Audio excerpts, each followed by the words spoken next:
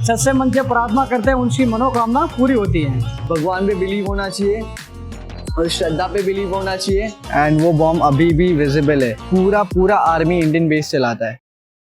सभी को सलाम, नमस्ते guys and welcome to my fit to fashion के और एक डॉक्यूमेंट्री में। एक ऐसा राज्य जो भारत से कई राज्यों से मिलता है, एक ऐसा स्टेट जो पुराने like you can say Bharat का, इंडिया का सबसे ओल्ड स्टेट भी कहा जाता है उसको। और वो टाइम महाराजा और राजाओं, वीर कहानी है, जो वीर गति की स्टोरीज है और परंपराओं से जुड़ी है। तो that is none other than the state Rajasthan.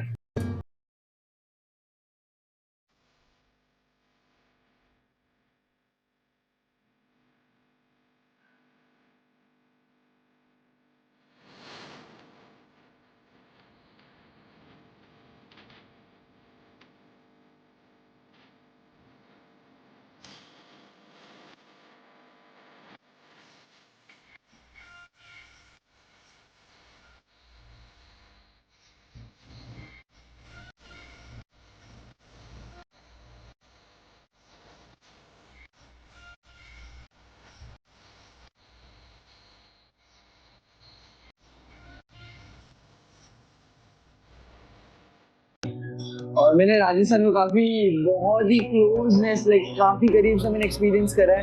और ऐसे ही एक्सपीरियंस करा है कि ऐसी कुछ स्टोरीज मैं आपके सामने लेकर आया हूँ। दैट इज़ ना उसको साइंस प्रूव कर सकता है, ना ही आज की टेक्नोलॉजी। एंड ये चीज़ को एक्सपीरियंस करने के लिए आपको बस भगवान पे बिलीव होना चाहिए और श्रद्धा पे बिलीव होना चाहिए और लोगों के भावनाओं से लाइक आप उस चीज़ को बहुत ही पॉजिटिवली लेना चाहिए। एंड ये चीज़ को काफ़ी मैंने एक्सपीरियंस करने के लिए मैं राजस्थान आया हूँ। और ऐसे कुछ स्टोरीज आपको बताऊंगा जो आप शायद नहीं सुने हो, या फिर आप सुनने से पहले ही आप बोल सको कि यार literally this is incredible India. So I welcome you to my fit to fashion के और एक डॉक्यूमेंट्री के एपिसोड में। तो चलिए हम आपको दिखाते हैं फिट टू फैशन के फैक्ट एंड फ्रिक्शन एपिसोड में, आज की डॉक्यूमेंट्री में।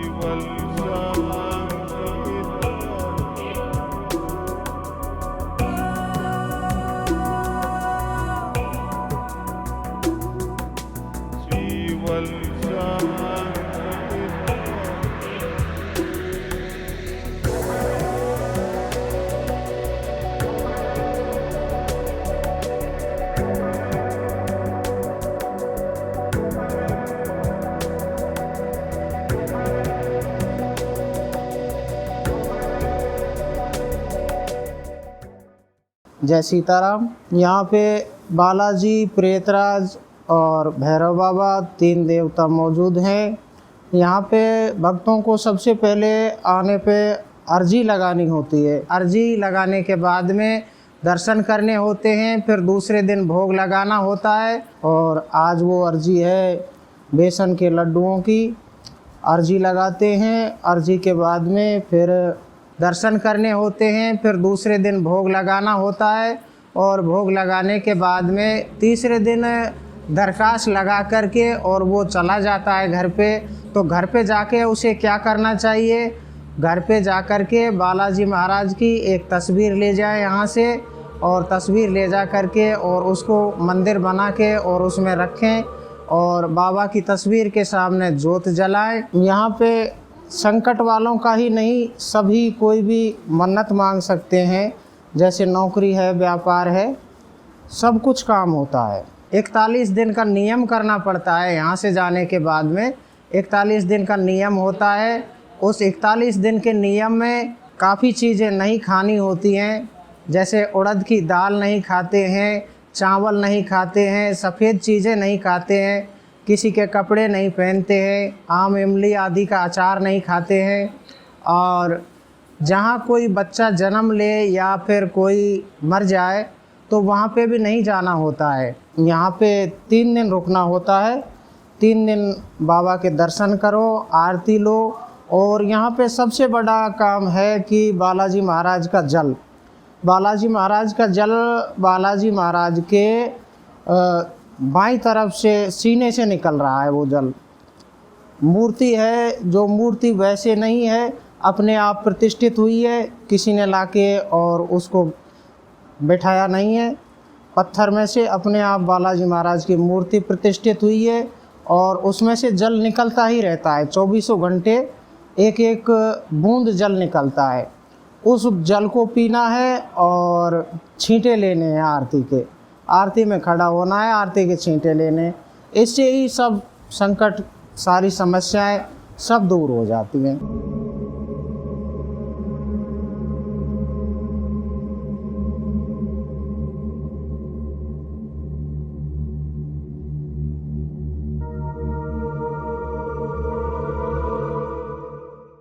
इस मंदिर की स्थापना तो काफ़ी पुरानी है। पहले गणेशपुरी जी महाराज हुआ करते थे।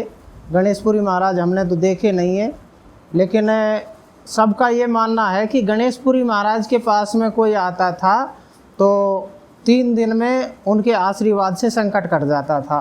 बालाजी महाराज की ऐसी कृपा थी उन पे कि वो बताते भोग प्रसाद, कैसे भोग प्रसाद लगाना है और भक्तों को कैसे ढोक प्रणाम करना है, दरखास्त लगानी है, ये सब वो बता देते थे।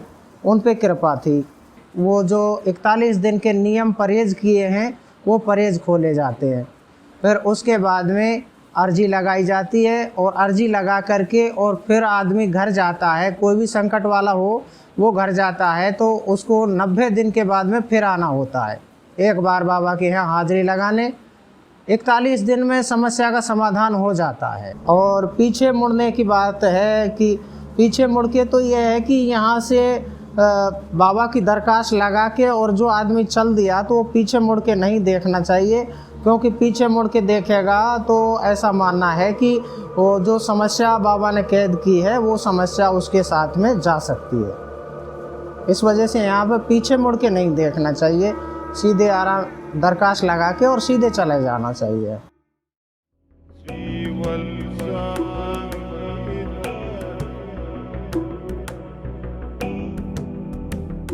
जय ओम मना की हमारे गांव के ठाकुर साहब के लड़के ओम मना शाह हमारे गांव चोटीले के हैं। पाली ज़िले में चोटीला गांव पड़ता है। वो पाली से हमारे गांव चोटीला आ रहे थे तो उनकी गाड़ी का बैलेंस फेल होने से एक्सीडेंट हो गया।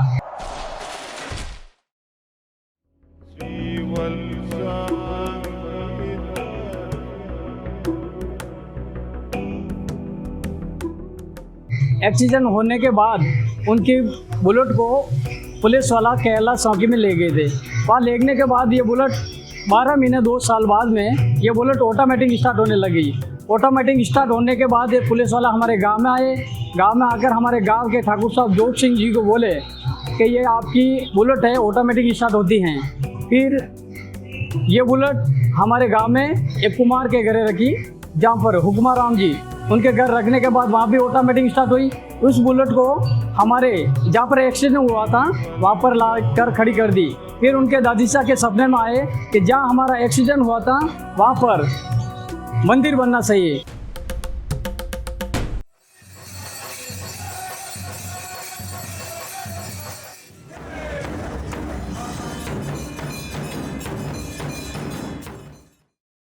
तो गाइज ये जो टेम्पल है, ये टेम्पल टनक माता टेम्पल के नाम से प्रसिद्ध होता है और ये जैसलमेर में आता है, बॉर्डर पे आता है। बाय द वे जैसलमेर के बॉर्डर पर आता है।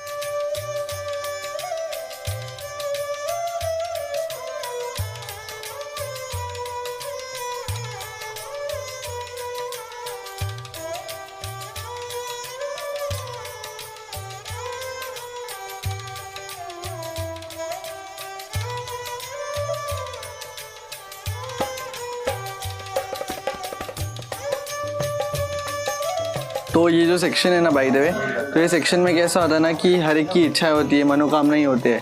तो जब वो उनकी पूरी नहीं होती है तो वो एक माता की चरण में आके वो इच्छा करते, लाइक वो विश करते। और जब वो विश पूरी होती है, पहले विश पूरी करने से पहले वो लोग यहाँ पे वो बांध देते। तो वो बांधने से फिर वो जब विश पूरी होती है तो वो अपना जो बांधा है वो निकाल देते हैं। ये टेम्पल का एक अलग ही इतिहास है। अगर मैं आपको इसकी बैक स्टोरी बता दूँ तो ये बैक स्टोरी में एक ऐसा है, जब 1971 में इंडियन पाकिस्तान वॉर हो रहा था तो पाकिस्तान वालों ने इंडिया पे बॉम्ब गिराए थे एंड वो बॉम्ब अभी भी विजिबल है, वो अभी भी बॉम्ब फुटे नहीं। एंड ये बॉम्ब्स आपको लिटरली म्यूजियम के अंदर देखने को मिलेगी। म्यूजियम इन द सेंस वो मंदिर के अंदर ही आता है और वहाँ पे इतिहास लिखा है माता जी का है और आर्मीज़ में जिसने सर्व करे इंडियन आर्मी में तो उनकी पूरी हिस्ट्री लिखी है।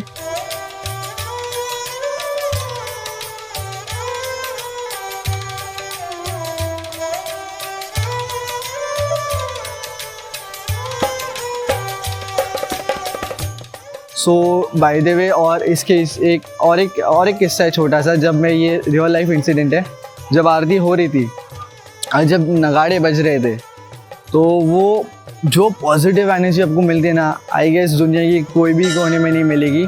और ये बात काफ़ी सच है, क्योंकि आप जब कोई पॉजिटिव एरिया में जाते हो तो वहाँ पे पूरी पॉजिटिव भरी होती है। लिटरली मुझे गूज़बम्स आ रहे थे, वो नगाड़े बज रहे थे। I am really, you know guys, I am really experiencing this. ये लाइफ में मुझे कभी ऐसे बेस्ट एक्सपीरियंसेस मुझे कभी मैंने एक्सपीरियंस करे ही नहीं है, बट ये one of my best experience. And this is a place you can call as incredible India, जहाँ की इंडिया की परंपराएं, संस्कृति आज भी मेंटेन करते हैं। यहाँ पे आर्मी वाले आरती करते हैं, आपने देखा होगा आरती। ये पूरा आर्मी इंडियन बेस चलाता है। तो लिटरली ये हमारे लिए बहुत बड़ी बात है और बहुत प्राउड की बात है कि आज भी हमारी परंपरा है, हमारा कल्चर वो आज भी मेंटेन है।